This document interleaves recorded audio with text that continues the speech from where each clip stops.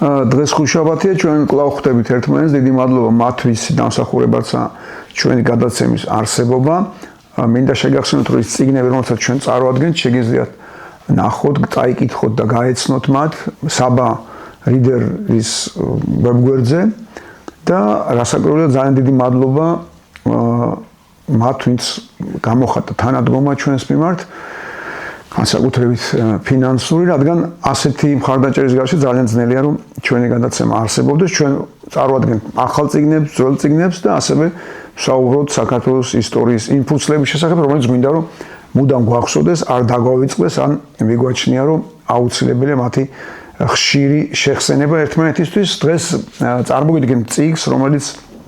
ნამდვილი საგანძურია, ნამდვილი ამოხსნა, ნამდვილი გზამკვლევია ქართველებისთვის და საქართველოს ნებისმიერი მოქალაქისთვის. ეს არის სულხან საბას მოგზაურობა ევროპაში. პირველ რიგში მინდა ვთქვა ის, რომ თვითონ სათაური ამ წიგნის, ამ პროზაული ტექსტის, ამ სათავგადასავლო ჟანრის არაჩვეულებრივი ნაწარმოების არის პირობითი, იმიტომ რომ ჩვენ არ გვაქვს სინამდვილეში, ვერ აღმოგვიჩენია დღემდე დასაწყისი და ჩვენ არ ვიცით ზუსტად რა ეთქვა ამ ტექსტს, ამ წიგნს, მაგრამ შინაარსობრივად ეს სწორედ მოგზაურობა ევროპაში, რადგან სულხან საბა, როგორც მოგეხსენებათ, მე-18 საუკუნის დასაწყისში აღმოჩნდა ევროპის რამდენიმე ქვეყანაში და აღწერა მისი თავგადასავალი. სინამდვილეში ეს არ იყო უბრალოდ მოგზაურობა, ეს რა თქმა უნდა იყო განსაკუთრებული მისია და დავალება, რადგან ამ ადამიანმა ძალიან კარგად იცოდა ჩვენი წარსული, ჩვენი ისტორია, ძალიან კარგად იცოდა საქართველოს როგორც ევროპის განუყოფელი ნაწილის არსი და ამიტომაც შემთხვევით არ გააკეთა ეს არჩევანი. რასაკვირველია, საქართველოს ძალიან ხშირად ჰქონდა სამწუხაროდ ძალიან რთული პერიოდები და სულხან საბას მოღვაწეობა სწორედ ემთხვევა ერთ-ერთ ურთულეს პერიოდს, როცა მისი აღზრდილი, მისი გაზრდილი, ასევე ძალიან განათლებული, ძალიან კულტურული და შესანიშნავი მოღვაწე ვახტანგ მე-6 ჩვენი მეფე იყო ტყვედ სპარსეთის სამეფო კარზე, ერთი შეხედვით საპატიო ტყვეობაში, მაგრამ სინამდვილეში ტყვეობა და საპატიო ტყვეობა სინამდვილეში არ არსებობს. ეს ძალიან კარგად იცოდა სულხან საბამ და ამიტომაც მისი გამოსყიდვის, მისი გამოხსნის, მისი გადარჩენის მიზნით ის ეწვია როგორც საფრანგეთს, ისე იტალიას, რომს კონკრეტულად და აღწერა ყველა ის ქვეყანა, რომელიც გზად გაიარა და ეს არის წიგნი, რომელიც უდიდესი სიამოვნებაა მკითხველისთვის, უდიდესი შანსია, რომ აღმოაჩინოს ევროპა, იმ პერიოდის ევროპა, ეს არის მე-17 საუკუნის ბოლო და მე-18-ის დასაწყისი, აღმოაჩინოს ადამიანები, აღმოაჩინოს სისტემა, აღმოაჩინოს ცხოვრების წესი და ის რაც უცხოა მაშინდელი ქართველისთვის, რადგან ჩვენ არ გამოვირჩეოდით მოგეხსენებათ მოგზაურების სიჭარბით, ძალიან ცოტა მოგზაური ყავს პირდაპირ ვთქვათ და ისინიც კი ვინც აღწერენ სხვა ქვეყნებს, სინამდვილეში სხვა მიზნებით მიდიან და ვისაც კარგად ეხერხებოდა აღწერა, რასაკვირველია ტიმოთე გაბაშვილი იქნებოდა, თუ გიორგი ავალიშვილი, თუ სულხან საბა, ისინი აღწერდნენ, რასაც მნიშვნელოვნად ხედავდნენ და თვლიდნენ და თუ მიაქციეთ ყურადღება, შემიძლია კარგად ვაჩვენოთ ჩვენს მსმენელს და მაყურებელს მაისური, რომლის შეძენაც ყველგან შეიძლება, სხვათა შორის პორტუგალიაში და ამ მაისურზე გამოსახულია სწორედ ის ადგილი, სადაც მთავრდება ევროპა, სადაც არის მათი კლასიკოსის, მთავარი კლასიკოსის, პორტუგალიელების რუსთაველის, ასე რომ ვთქვათ, ლუიშ დი კამოიში, ასეთი საოცარი მოვლენა ყავდათ პორტუგალიურ ლიტერატურას. თავარი ადამიანი, მისი ფრაზა ზუსტად იმ ადგილას, სადაც თავდება მიწა და იწყება წყალი. ეს არის ოკეანის პირა წერტილი, მართლაც საოცრად მისტიური ადგილი, სადაც დგას სპეციალური ობელისკი, სპეციალური ქვა ამის აღნიშნული, მაგრამ რასაკვირველია, ყველა მარიცის და ალბათ პორტუგალიაში, საქართველოშიც კი არიციან, რომ ეს არის დასავლეთ წერტილი ევროპის, ან უკიდურესი დასავლეთის წერტილი და იმავე ევროპის უკიდურესი აღმოსავლეთ წერტილი სწორედ საქართველოშია, ვაშლოვანში კერძოდ და ქვია მიჯნა. ესეც ძალიან უცნაური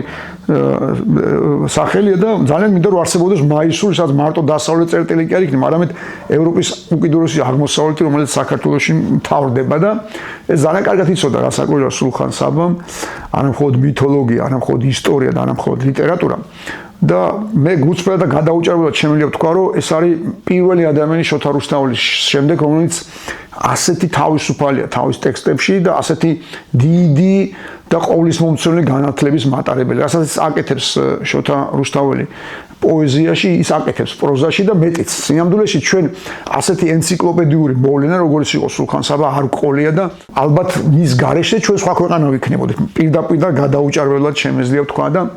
ყველას ბავშვობიდან ძალიან კარგად გვახსოვს, ჩემი პერიოდის ჩემი თაობის ადამიანებს მით უმეტეს მუხრან მაჭავარიანის ჩვენი შესანიშნავი პოეტის შესანიშნავი ლექსი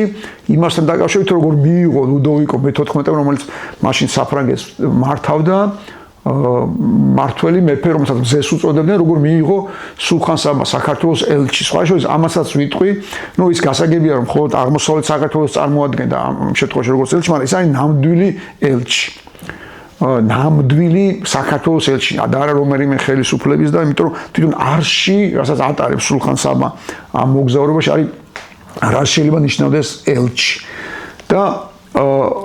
ეს შეხვედრა სხვა შორის აღწერილი აქვს მუხრან მაჭავარიანს და გადასარევად, მაგრამ ყოველთვის მინდოდა გამეგო სინამდვილეში რა მოხდა და იმიტომ რომ როგორც გითხარით, აქ შესავალი და დასაწყისი ნაწილი ამ წიგნის ჩვენ არ გვაქვს, ჩვენ არ ვიცით სათაურიც კი და ამიტომ ტექსტი ამ წიგნისა იწყება მაშინ, როცა სულხან საბა უკვე საფრანგეთიდან მომავალი უახლოვდება იტალიას. და გადადის იტალიაში და ამიტომ სხვა წყაროში უფრო მეტი შანსია რომ ამოვიკითხოთ ამ შეხვედრის ან წარმოვიდგინოთ როგორც ეს დამემართა როცა მოვხვდი საფრანგეთში და რასაკვირველია და მოვიდომე ვერსალის ნახვა და ეს ვერსალი არის დამატყობებელი, უბრალოდ გამაოგნებელი და რამდენჯერ წარმომიდგენია სულხან საბა გაოგნებული ალბათ ვერსალის სასახლის ნახვით, მისი ეზოსი და ამ ბრწყინვალების იმის გათვალისწინებით, როგორიც იყო მისი სამშობლოში მეფის, გლეხის თუ აზნაურის თუ თავადების მდგომარე. თვითონაც ძალიან დიდი თავადები იყვნენ. იცით ალბათ რომ ორბელიანები იყვნენ ქვემოქართლელი დიდებულები, ტანძიაში დაბადებული იყო სულხან საბა, მაგრამ ეს იყო დინასტიური დიდი გვარი, სხვა დროს ამაზე აუცილებლად ვისაუბრეთ, მაგრამ არათუ დიდებულების, არათუ დიდი თავადების, მეფეების სასახლებიც კი ახლოს ვერ მივა ფრანგულ ბრწყინვალებას, იმიტომ რომ მათ მეტი დრო ჰქონდათ, მეტი ფუფუნება ჰქონდათ და ჩვენი შემთხვევაში სულხან საბას დროს, როგორც გითხარით, ტყვეთ იყო ვახტანგ მე-6. მისი გამოსყიდვაში დახმარება თხოვა სწორედ სულხან საბამ, დიდმა ქართულმა მოღვაწემ, მეცნიერმა, მწერალმა, მთარგმნელმა, ენციკლოპედიის პირველმა შემქმნელმა და ადამიანმა კულტურამ და განათლებამ. აი პირდაპირ შემიძლია ვთქვა და სხვა შორის ყველას ვეუბნები ხოლმე, არა მხოლოდ ჩემს მეგობრებს, რომ ის მოხდება ვერსალში, აუცილებლად მიაქციოს ყურადღება მეორე სართულზე არის უზარმაზარი ტილო, მისი გამოსახულება ლუდოვიკოსი და გამაოგნებელი ბრწყინვალების 60 ფეხზე რააცვია, ალბათ სულხან საბამ ეს რო დაანახა და აღმოაჩინა, კი გაუჩნდა სულ სხვა ეჭვები, მაგრამ ის რაც უთხრა ლუდოვიკომ, რასაკვირველად ტკივილიანი ამბავი იყო, რომ ჯარით ვერ დაეხმარებოდა საქართველოს ქართული მეფის გამოხსნაში, იმიტომ რომ თვითონაც ბევრ ომში იყო გახლართული, ეს მართლა ასე იყო. მერე სულხან საბამ თხოვა თანხით დახმარება და იქ მითითებულიც არის რამდენიმე 10,000 ეკიუ. ფულში და ფინანსებში ცუდად ვერ ყვევი და ზუსტად არ ვიცი რამდენს თხოვდა სულხან საბა. ანუ რო გადავიყვანოთ კურსში, რამდენს თხოვდა საფრანგეთის დიდ მმართველს, მაგრამ ბოლოს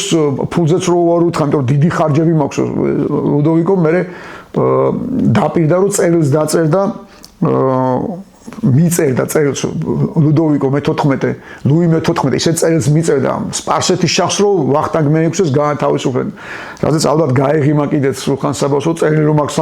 საქმეშველად ისე წერა შეეძლო, ამ ხელა გზას ხო არ გაალი და ასეთი ტანჯვით და ვაებით, იმიტომ რომ ამ წიგნში აღწერილია მისი გზა, მისი თავგადასავალი და სხვა შორის ბოლოს ლუდოვიკო მაინც როგორც ჩანს ამ ადამიანის გულწრფელობა, ამ ადამიანის სიყვარულმა, ამ ადამიანის მონდომებამ და ამ ადამიანის განათლებამ, კულტურამ, ყველაფერმა იმოქმედა ლუდოვიკოს და დაპირდა სხვათა შორის დახმარებას, ოღონდ უთხრა, რომ დამელოდა სტამბულშიო, იმ ქალაქში, რომელიც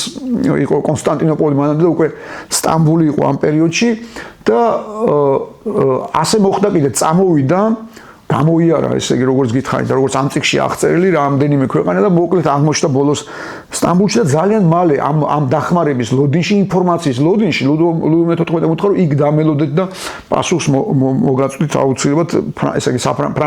საფრანგეთის საკონსულოს პირითო და სწორედ ამ პერიოდში სამწუხაროდ გარდაიცვალა ძალიან მალე მათი შეხვედრიდან ლუი და არ ვიცით რა რამდენად რეალური იყო მისი დახმარება. წიგნში არის აღწერილი თქვენ აი ყველა გვერდზე, ყველა სტროფში აღმოაჩენთ სულხან საბას, აი ისეთ სიდიადეს, რომელიც მხოლოდ ასეთ უბრალო და გენიალურ ადამიანებს ახასიათებს, როგორც სულხან საბა იყო და რასაკვირველია წიგნთან ახლავს უზარმაზარი სევდა, ეს არ არის მხოლოდ სამშობლოს სევდა, ეს არის პიროვნული სევდა და ტრაგედია, რომელიც ახლავთ ხოლმე ისეთ დიდ ქართველებს, როგორც სულხან საბა იყო და ფინალში არის ტექსტი, რომელიც აუცილებლად მოგგურით ცრემს, იმიტომ რომ მის სადარდებელში, მის ტრაგიკულ აღსასრულში რასაკვირველი არის ჩვენი ქვეყნის თავგადასავალი, იმიტომ რომ ბოლოს ის მაინც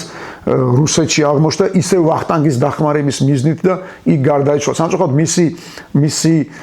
საფლავი დაუკარგეთ, მაგრამ გადარჩა ვახტანგ მე-6-ის საფლავი, რომელიც მე ასევე რუსეთში აღმოჩნდა და ახლაც ასტრახანში განისვენებს რუსეთში, სადაც ახლაც ელის რუსეთის ხელმწიფისგან, რუსეთის არმიის დახმარებას რომ საქართველო იხსნას და ეს ამაო დახმარება, რა თქმა უნდა, ამაოა და ვახტანგ მე-6 ისევ იქ არის დაკრძალული და მისი ოცნებაც და სურვილიც ვერ ავასრულეთ და ვერ გადმოვასრულეთ სამწუხაროდ რუსები ამის უფლებას არ გვაძლევენ. მოკლედ გამიგზელდა სიტყვა, მაგრამ ღირს ეს არის გენიალური მოვლენა სულხან საბა ორბელიანი, რომლის გამოძღირს საუბარი და ლაპარაკი. დიდი მადლობა ამ გამოცემის ავტორს და იდეის ავტორს და განმახორციელებელს, ეს არის დიანა ანფიმიადი და თვითონ შესანიშნავი ადამიანი, მწერალი, პოეტი, მთარგმნელი და მისი დამსახურება, რომ ამდენი ათეული წლის შემდეგ ეს გამოცემა გამეორდა. ეს არის ძალიან საჭირო წიგნი და ყველაფერს თავი დავუმატებთ, აუცილებელიც კი იმისთვის, რომ ჩვენ გვახსოვდეს ისეთი დიდი ადამიანი, როგორც იყო სულხან საბა ორბელიანი. წიგნი, რომელსაც ახლა წარმოგიდგენთ, არის გენიალური ქართველის ავტორობით დაწერილი. ეს გენიალური ქართველი იყო არა მწერალი, არამედ სინამდვილეში კინორეჟისორი, შესანიშნავი და გენიალური კინორეჟისორი გიორგი დანელია, წარმოშობით ქართველი, ის მოღვაწეობდა რუსეთში, მაგრამ კინოს მოგეხსენებათ განსაკუთრებული, გამორჩეული და განსხვავებული ენა აქვს, მან შეიძლება საერთოდ არ ცნოს არანაირი საზღვარი და მთელს დედამიწაზე ძალიან ხშირად ადვილად ხდება ხოლმე, რომ ადამიანები რომელიმე ფილმით აღფრთოვანდებიან, მიუხედავად იმისა, რომ იმ ფილმის ეთნიური ენა არ იციან, ან იმ ქვეყანას საერთოდ არ ეკუთვნიან, მაგრამ ასეთი გენიალური გამოგონებაა კინო და კინოფენომენი. და ამიტომაც მოხდა, რომ გიორგი დანელიამ სხვა ბევრი ქართველი რეჟისორის არ იყოს, მთელი მსოფლიოს გულები დაიპყრეს, მაყურებელთა გულები და 100 წლის წინ გაჩნდა კინო. ნუ ცოტა მეტი, რა თქმა უნდა, 130 დაახლოებით საფრანგეთში მოგეხსენებათ, ლიონში კერძოდ, მაგრამ ქართველები ისეთი საოცრად ნიჭიერი ხალხი ვართ, რომ მოვახერხეთ, რომ აქაც კი, ამ ხრივაც კი ყოფილიყავით ძალიან გამორჩეულები და რა ასეული არ უნდა შეადგინონ სოფლიო კინოს ისტორიაში, ქართველები სულ ხვდებიან თავისი ფილმებით, თავისი სახელებით და გენიალური შედევრებით და მოკლედ მათ შორის იყო გიორგი დანელია, მიუხედავად იმისა, რომ ის რუსეთში ცხოვრობდა და იქ მოღვაწეობდა ძალიან პატარა ასაკიდან აღმოჩნდა რუსეთში ოჯახური მდგომარეობის გამო,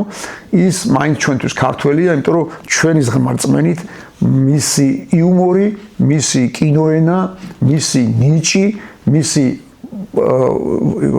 თხრობის მანერა ეს პირდაპირ არის დაკავშირებული მის ქართულ ფესვებთან. გასაგებია, რომ ქართულია მის შემოქმედებაში ყველაფერი ჩვენთვის და ამიტომაც მიუხედავად იმისა, რომ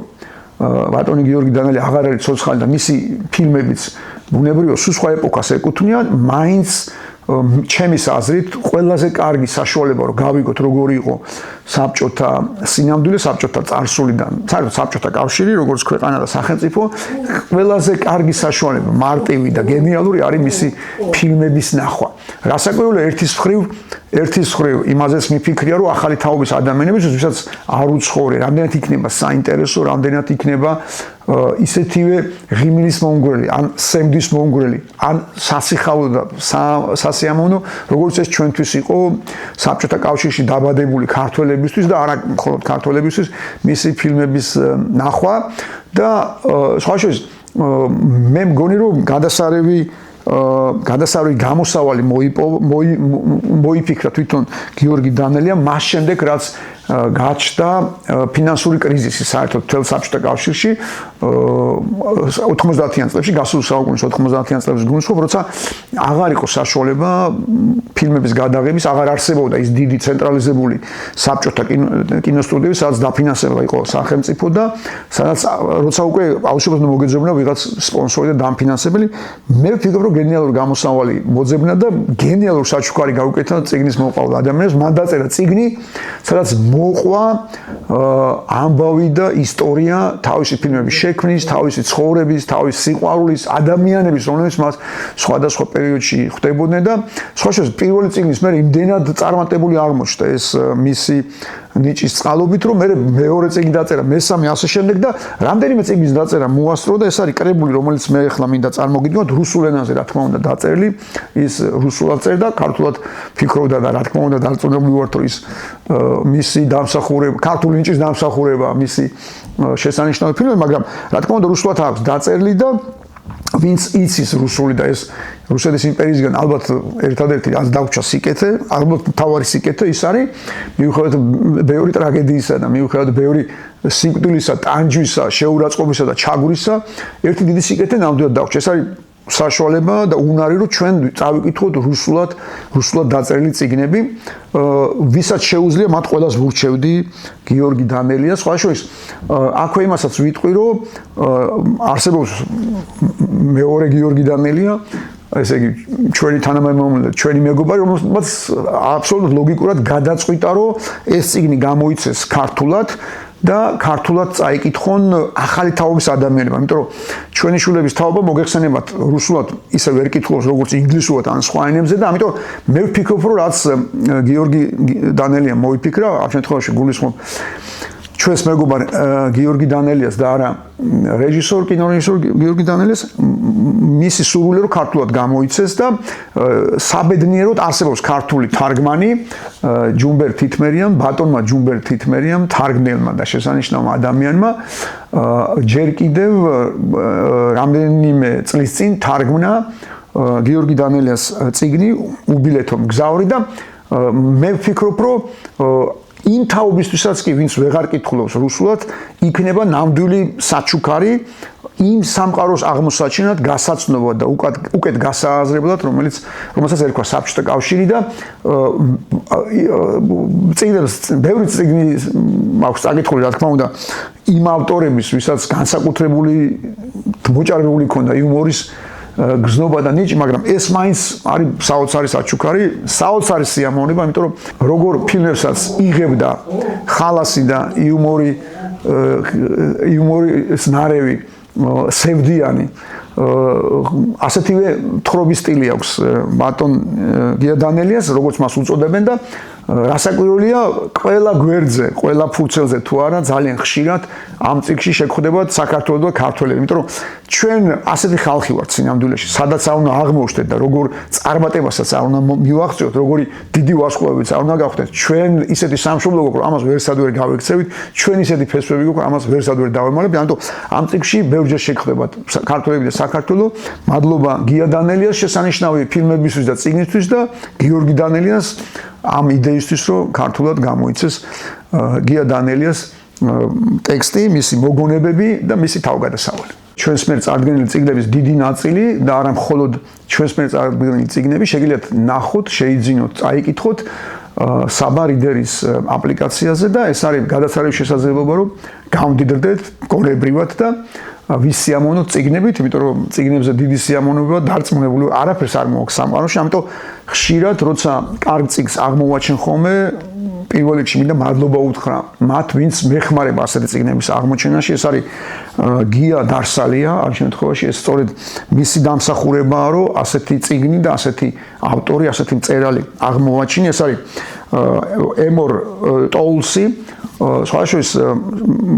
საკმაოდ ცნობილი და კარგად ცნობილი ინგლისურენოვან სამყაროში, იმიტომ რომ ის ამერიკელია და რამდენიმე ბესტსელერის ავტორია. მე სამწუხაროდ მანამდე არ მქონდა მისი არც ერთი წიგნი წაკითხული და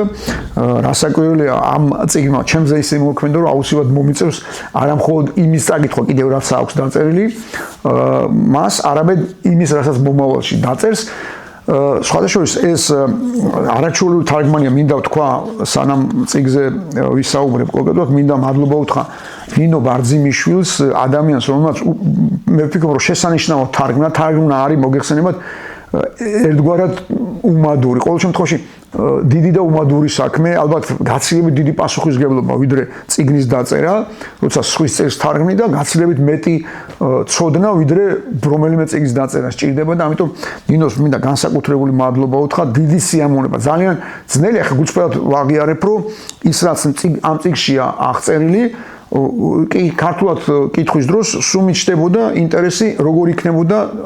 რუსულ ენაზე. ალბათ არსებობს, მე არ ვიცი, შეიძლება არც არსებობს, იმიტომ რომ ამ წიგნის რუსეთი ისეთი სასტიკი და დაუნდობელი ქვეყანა, ახლანდელი რუსეთიც კი განსხვავებული აზრისა და საერთოდ სილაღის და თავისუფლების მიმართ, რომ მოგეხსენებათ ძალიან დიდი შეზღუდვები აქვთ ავტორებს, მწერლებს და წიგნებს და არსებობს ცენზურა, დააბრუნეს საბჭოთა კავშირზე მკაცრი ცენზურა, თუ არ ვწდები უკვე თანამედროვე რუსეთში სამწუხაროდ ასე ხდება და შესაძლოა არც არსებობდეს, მაგრამ სულ ფიქრობდი და წარმომედგინა როგორ იქნებოდა ტექსტი, იმიტომ რომ ამ წიგნის რუსულ ენაზე, ამიტომ რომ ამ წიგნის მოქმედება ხდება მოსკოვში, ასე ქვია პირდაპირ ამ წიგნს, ჯელტმენი მოსკოვში და სხვაშორის მინდა ვთქვა, რომ ამ წიგნის მიხედვით ახლა ისე დამიპყრო და ისე ჩამithრია და ისე დამაინტერესა ამ წიგნმა, რომ ყველაფერი მინდოდა გამეგო ამ წიგნის, ამ ავტორის, ამ წერილის შესახებ და აღმოჩნდა, რომ ფილმიც არის გადაღებული და უფრო მეტიც. ერთი ფილმი კი არა, სერიალიც თუ არ ვწდები და ყოველ შემთხვევაში მე არ მინახავს, მაგრამ ვიცი, რომ ნახე ფრაგმენტი ფილმისა, სადაც მთავარ როლს ამ ჯელტმენის როლს მოკლედ ასრულებს შესანიშნავი შოტლანდიელი მსახიობი ივენ მეკგრეგორი, რომელსაც ქართველი მაყურებელი იცნობს ძალიან ბევრი ფილმიდან და ის მართლა შესანიშნავი მსახიობი და რაც თავარია ჩემთვის, ახლა ალბათ თქვენთვისაც, ჩვენი მაყურებელისა და მსმენელისთვის იშვიათია კარგი წიგნის კარგი ეკრანიზაცია. ეს იშვიათად ხდება, იმიტომ რომ გასაგებია რატომაც პირველ რიგში, იმიტომ რომ წიგნი თავისთავად არის ისეთი ჯადოსნური გამოგონება, ისეთი ზღაპრული გამოგონება, რომ ძალიან რთულია, შეუძლებელი თუ არა, ძალიან რთულია ეკრანზე მისი გადატანა. რა თქმა უნდა, არსებობს გამონაკლისები, ყველა წესს აქვს გამონაკლისი, მათ შორის ამ წესს, რომ გენიალური წიგნები ზოგჯერ გენიალურად ვერ აისახება ეკრანზე, მაგრამ არსებობენ გამონაკლისები და რამდენიმეს გახსენება ყველა შეუძლია. წიგნი არის ისეთ იდეებსა და ღირებულებებზე, რომელიც შენარჩუნება, რომელზეც ფიქრი, არათუ ამით არსებობა შეუძლებელი იყო იმ წლებში, რომელიც მოყვა ეგრეთ წოდებულ რევოლუციას, ოქტომბრის რევოლუციას, როგორც ეს ჩვენ ბავშვობიდან გვახსოვს, იმიტომ რომ ასე ისწავლებოდა სკოლაში, სინამდვილეში მოგეხსენებათ, არანაირი რევოლუცია არ მომხდარა, მოხდა 1917 წელს რევოლუცია, მაგრამ მოხდა ზამთარში და არა შემოდგომაზე, როგორც ეს ჩვენთან ისწავლებოდა და სინამდვილეში იყო გადატრიალება, შეერაღებული გადატრიალება და ერთი კონკრეტული პარტია, ამ შემთხვევაში ბოლშევიკების პარტია დაეპატრონა, დაეუფლა ძალაუფლებას, რაც ამას მოყვა 20-იან, 30-იან წლებში და მერე სხვათა შორის რა ძალადობაც, რა გაუგონარი აბსურდიც და სისასტიკეც, ეს რა თქმა უნდა ბევრმა ადამიანებისთვის, ვინც საერთოდ კითხულობს და ვისაც წიგნი უყვარს, მაგრამ უბრალოდ გავაგონდებით, როგორ შეიძლება არსებობდეს ასეთი პერსონაჟი, როგორ შეიძლება არსებობდეს ასეთი სიუჟეტი, როგორ შეიძლება არსებობდეს ასეთი სილაღე, ასეთი იუმორი, ასეთი თავისუფლება მაშინ იმ საშინელ და სასტიკ წლებში, რომელსაც ქვია 20-იანი წლები რუსეთის და საბჭოთა კავშირის საერთოდ, ასე რომ მე ჩემსავით ვისაც უყვარს ეს პერიოდი და აინტერესებს და საერთოდ აინტერესებს ისტორია და უნდა მეტი იცოდეს, მე მგონი ნამდვილი საჩუქარია, მიუხედავად რომ ბევრი წიგნი დაწერილი და სხვათა შორის და ბოლო-ბოლო შეუძლებელი და ბევრი ფილმი გვინახავს ამ პერიოდზე და ამ ღირებულებებზე და ამ თავარ სათქმელზე რაც არის ამ წიგნში, მაგრამ ეს მაინც არის სრულად მოულოდნელი, სრულად განსხვავებული და სრულად სხვა სიტყვა ლიტერატურაში. ასე წიგნში დანახული სამყარო, ასეც დამაფიქრებელი წიგნი დიდი ხანი არ წარმეკითხავს, ასე რომ ყველას ვუსურვებ და ყველას ვურჩევ ბოდიში ამ გამოთქმისთვის, ვისაც უყვარს წიგნი და ლიტერატურა, ეს ნამდვილი საჩუქარია და ემორტ ოლს დიდი მადლობა ნინო ბარძიმიშვილს კიდევ ერთხელ რომ ქართულად თარგმნა და გია დარსელინიას რომელმაც აღმომაჩენინა ეს წიგნი და ეს მწერალი. შევხვდებით შემდეგ ხუთშაბათს, გამოიწერეთ ჩვენი გადაცემა YouTube-ზე და ძალიან დიდი მადლობა კიდევ ერთხელ ჩვენს გამომწერებს მათი დამსახურებაა რომ ჩვენ ვარსებობთ და გვაქვს შესაძლებლობა ვილაპარაკოთ წიგნებზე, საუკეთესო წიგნებზე და ისტორიაზე.